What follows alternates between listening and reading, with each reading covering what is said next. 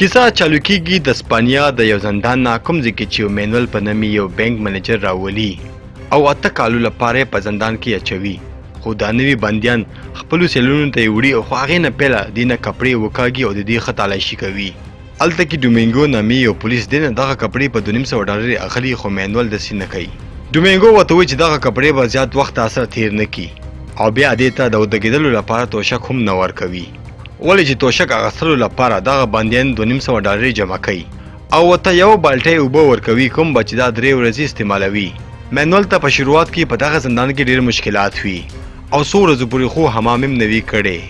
او ډېر زر په ګندهوالي په وجه د دې په جسم باندې دانې راوخیږي او د دې جسم ډېر زیات کمزوری هم شي. پلاکي نامي یو بندي راځي او دې ته خوراک ورکوي او یو سیګرټ هم ورکوي او هغې نه پسه دې سره دوستي کوي او دغه شان دې څو ورځې په دې باندې تېرې شي او دا نه پوهېږي چې زه به دغه زندان نه وځم او که نه او په دغه مشکل حالات کې دا په ځان باندې قابو نه کوي او دغه دیوالونه په زوره وخي. د زندان مشر مورینو ته چې کله پته ولګي نو هغه حکم ورکوي چې دا ونیسئ او ښې پوسټ کوي او یو څو هفتې وروسته دا بیا غټ زندان ته استوي کوم ځای کې چې پلاکي راځي او دا خپلې کوټې ته بوځي. دلته کې به مینول خپله کوټه پلاکي او پینو سره شیر کوي. پینو سره ډېر زیات کتابونه او ښه کالي هم ورسره وي. دلته کې پلاکي موږ ګورو چې هغې سره خپل ښځه او بچي زندان ته ملاقات ته راغلی وي او مینول هم په دغه امید ناست وي چې ما سره به خپل انډیواله ملاقات وکړي. خو د هغې د انډیواله خور راځي او ورته وایي چې هېڅ ضرورت نشته چې خط ولیکي او ټلیفون موږ ته وکړي او یو څو ورځې پاس دې سره په دغه زندان کې بدسلوکي هم شروع شي او یو ورځ یې البیله نامي بدماش راځي او دې نه دغه کالي پټوي. مینول دغه معاملې شکایت وړي او ډومینګو ته وایي. ډومینګو ورته وایي چې د شکایت اخیستو هم $200 لګیږي. ډومینګو ملاقات بیا یو اندرې نومي سړي سره کیږي. مینول ته څه مفته کپړې ورکوي او بیا یو ډاکټر ته پوني ته وړي او هغه د دې علاج هم کوي.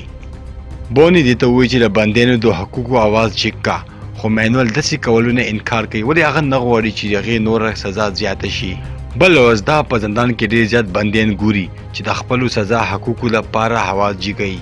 پلاکي او پینو دې پورې مسخرې کوي او ورته وایي چې دا د دې یو خوب دی. بل ورځ هغه ډاکټر له مینول نه په څه کاغذونو باندې په بانه باندې ګوته اخلي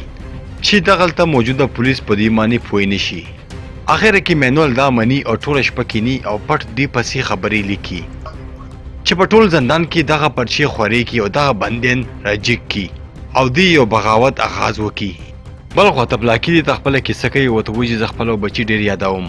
خو وسم زما په سزا کې 60 کاله پاتې دي. بل سر هلته کې پولیس راځي پلاکي او یو بل کس ځان سره وړي خو لږ ساعت پس هلته کې مورینو راځي او دې ته وایي چې پلاکي ته پړه باندې دوره راغه او هغه مړ شو. خو دغه ټولو خلکو ته دغه پته ولګي چې دوی په خپله پلاکي مړ کړو ولې چې دوی ته څه ثبوتونه میلاو شوي وو چې هغې په ځمکه کې کنده کوله او دوی ته دغه شک و چې دا نور بندیانو سره یو ځای کېږي او دغه جیل نه تښتېږي.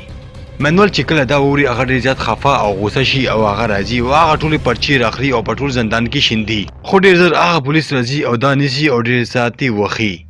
بله ورځ د لوسي خور راځي او دې ته وایي چې ملک حالات ډېر زیات خراب دی او په ټول ملک کې خلک د بندیانو د حقوق خبرې کوي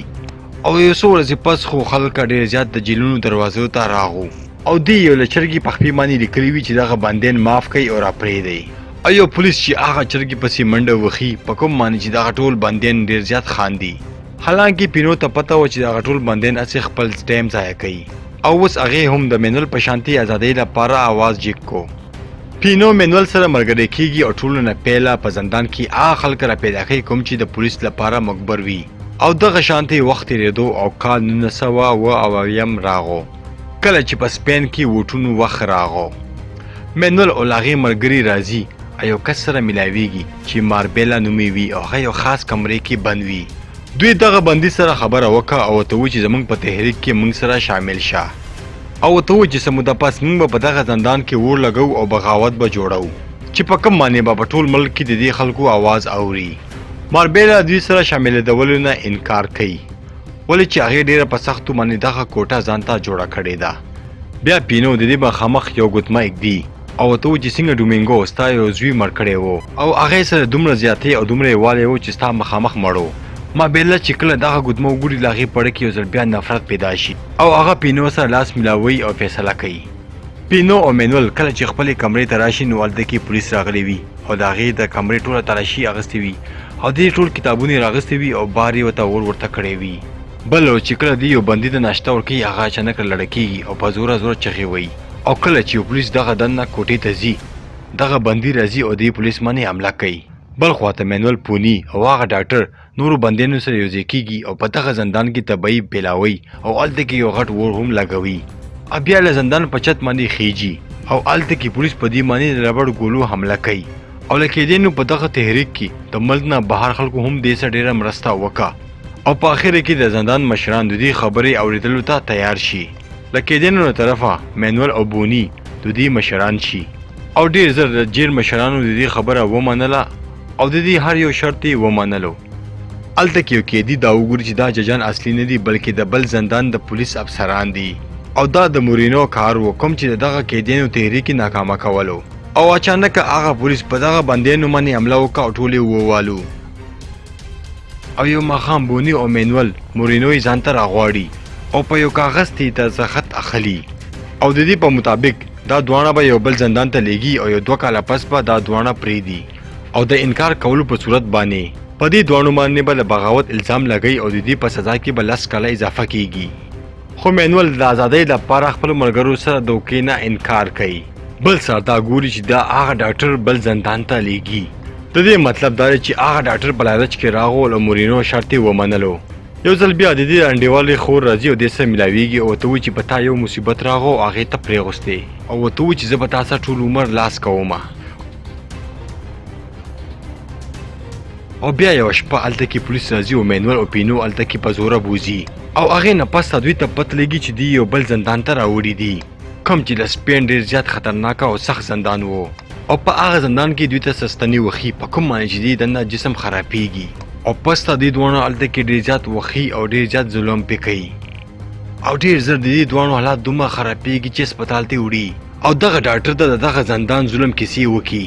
او د ډاکټر د رپورټ په مطابق دی یو ځل بیا خپل زور زندان ته وړي کوم ځای کې چې د دې استقبال لکه د هیرو په شان دی کېږي او یو ځل بیا د خپلو حقوقو دپاره لاس اوچتوي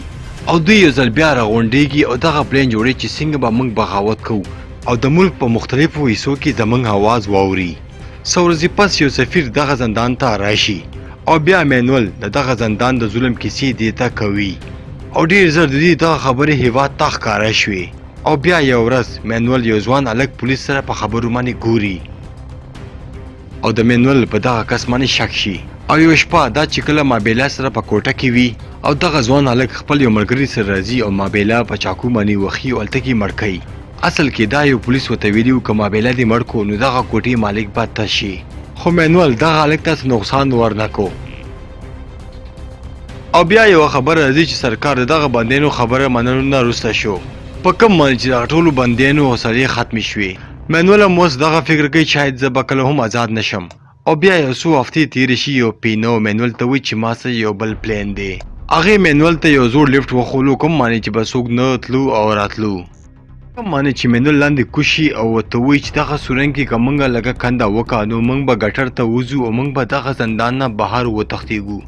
دغه کار کولو لپاره دوی ته صرف 3 هفتې وي ولې چې 3 هفتې پس د دغه زندان د مرمت کار شروع کېدو او که دغه کار ونه شو نو دوی به کله هم دلته نه ونه تښتېږي خو د سورنګ ویستلو په دوران کې به اوازونه کېږي کوم باندې به چې دغه پولیس په موږ باندې شک شي او دا ځان سره نور قیدیان هم ملګري کوي او د پلان په مطابق څه بندیان به بهر فوټبال کوي چې دغه پولیس دا اواز واونري. دغه شانتي به دغه سورنګ کې کار چالو شي خو یو ورځ هغه ځوان هلک او له هغې ملګری دغه سورنګ ته راشي دی ډېر زیات ویریږي او دی فیصله کوي چې دوی هم ځان سره ملګري کوي. بیا یوه ورځ د مینول وکیل راځي او ورته وایي چې زه یو ځل بیا ستا کیس کولاوم خو د مینول له قانون نه اوس یقین پاسېدلی و. بل خواته له کودۍ کار ډېر په تیزه چالو و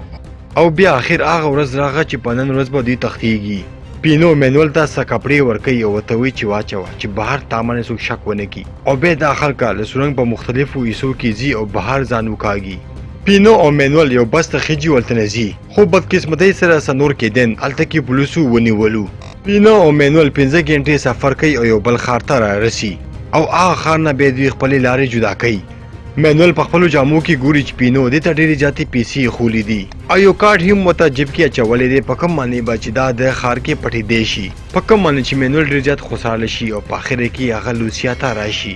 مرګرو که فلم هم خوښ شوی وي نو ضروري لایک کړئ او زما چینل سبسکرایب کړئ.